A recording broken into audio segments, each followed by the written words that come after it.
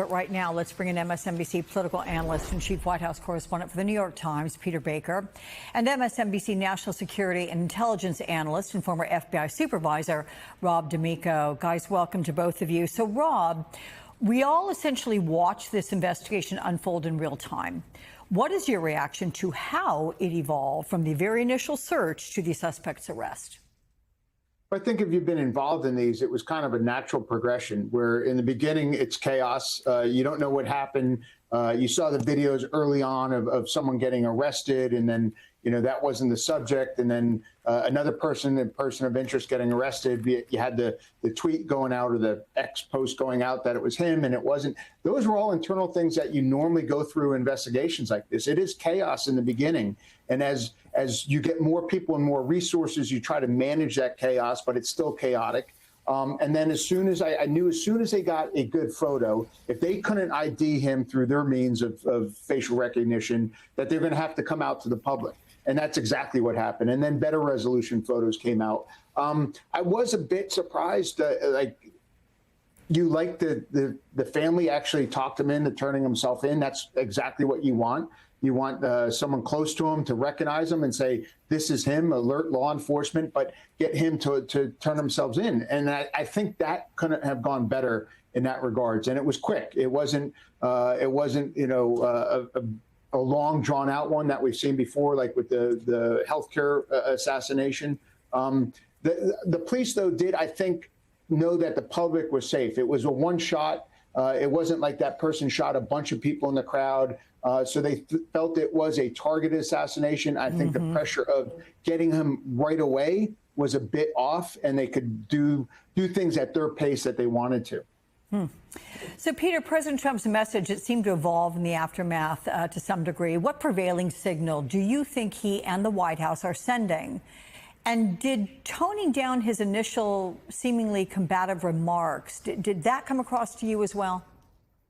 Well, he has been all over the map on this. At one point, he says he is only for nonviolence. Another point, he says we need to beat the hell out of the left. That's the phrase he uses. Now, politicians use words like beat the hell out of your opponents all the time. They don't mean it physically or in terms of violence, but at a moment when everybody is sort of on edge, it was a choice of words that got a lot of attention. And he has talked about the radical left, the radical lunatic left. And when challenged even by Fox News hosts to say, look, there are people who are radical on the right and potentially violent as well, as we've seen over the last number of months and years where Democrats like Republicans have been targeted, he dismissed that. He said, well, no, the radicals on the right are only mad because of crime. And that's the real problem is the radicals on the left. So he has taken a very strong point of view that violence in this country is a one-sided affair.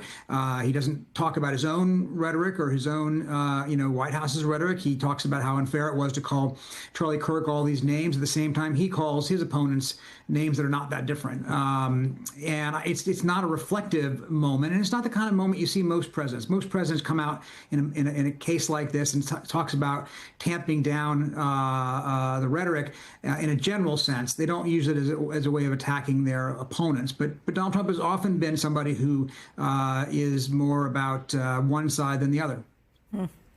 So, Rob, look, it's easy after the fact to point out security failures, but what's protocol for these political activists, controversial or otherwise, who wade into events with big crowds? Elected officials, of course, they get extra types of protection, but could something have been done specifically here beforehand? So unfortunately, Mr. Kirk loved to do these things in probably the biggest security venue that's the toughest to secure. An outdoor campus where lots of people have access. And everyone talks about, oh, they weren't even checking tickets. They didn't have metal detectors. Well, none of that would have protected someone taking a shot from 175 yards away. We saw that with President Trump in Pennsylvania. Even the Secret Service failed in that one. What I would have done as a security consultant, which I do, looked at a clear ballistic three-sided panel that my client could have been behind. But then again, you get the client saying, well, I want to be amongst the people. I don't want to look like I'm scared. I don't want to look like I want to look approachable. And they usually don't do something like that. The team to secure an event like that would cost more than Mr. Kirk could afford. You're talking Elon Musk and Bezos security at that point. So I don't follow the police. I mean, you look at, they did what they had, and they were preventing someone up close with a pistol, not someone long distance with a rifle. But I think it's going to change security, because when you look at it, this also gives other people ideas. They look at what this person did. They look at how he got caught, and it puts the idea in the head that I don't like this person and I can get those results. You know, Rob, you mentioned that everything pretty much went along standard operating procedure, but FBI Director Patel posted updates on his social media account about initial persons of interest, both of whom were released, not a suspect. Do those initial failures make the public believe the FBI is struggling with this case? Does it heighten fears? And then even beyond that, the New York Times reports whether Mr. Patel can overcome his embarrassing early stumble in posts online about the Kirk investigation remains to be seen. Look, Patel cited transparency for his posts. How do you interpret what happened specifically there? Him not understanding truly at the level he's at what one of his posts does. It's one of those things when you come out and do something like that, it hurts the investigation. It can be used on the other person's defense, as some people have, brought up. The biggest thing is it hurts the trust of the Bureau and federal law enforcement, because you want to get word out and you want to get the public involved in these, but you have to be very consistent with what you get out is the right thing. And it's agreed upon from the state and locals and the federal side saying, we can release this. It is absolutely true. But he comes from a podcast background, and it's like podcasters, quickest one out with the most scintillating thing. They're not like even news. Like when we talk about news, it has to be vetted before you even say it on the air, where podcasters just grab an idea, throw it out there, and they want reactions, they want clicks. And that's where he's coming from. He's not seeing the difference in, you're the director of the FBI. What you say has some meaning, but now that's going down. And it also countered to the state and locals what they knew. So, Peter, referencing that same article, your colleagues write the FBI director's actions have already invited scorn and scrutiny from the Bureau's workforce and some senior officials at the Justice Department who think his behavior has eroded public confidence in the FBI. Is this feeling shared inside the White House? Is it shared by the president?